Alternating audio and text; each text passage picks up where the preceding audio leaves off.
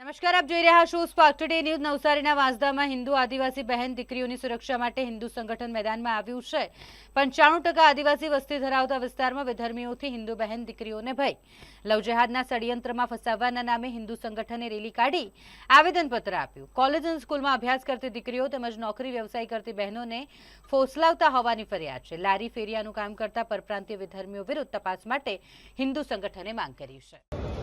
વાંસદા તાલુકામાં છાસવારે બનતી ઘટનાઓ કે જે સમગ્ર ભારતની અંદર ચકચાર મચાઈ ચૂકી છે એવી લવ જેહાદ જે આ વિધર્મીઓ દ્વારા હિન્દુ સમાજની બહેનો પર કરવામાં આવે છે એને લઈને સમગ્ર વાંસદાની અંદર છેલ્લા 15 દિવસની અંદર 2 ઘટનાઓ ઘટાડવામાં આવી છે અને એને લઈને અમારો વાંસદાનો હિન્દુ સમાજ સમગ્ર વાંસદા તાલુકાનો હિન્દુનો સમાજ એનો ઘરે ઘોરે જલદ વિરોધ કરે છે અને હવે પછી આ બધા જે કૃત્યો કરવાવાળા જે લોકો છે, વિધર્મીઓ છે, પરપ્રાંતિયો છે, એ લોકો પર પ્રશાસન કડકમાં કડક પગલાં લે એવી અમારી માંગ છે।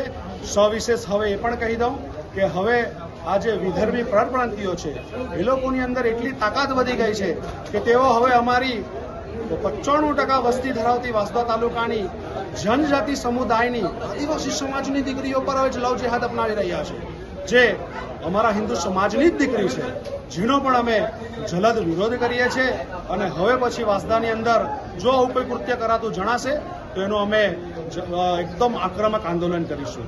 જય શ્રી રામ।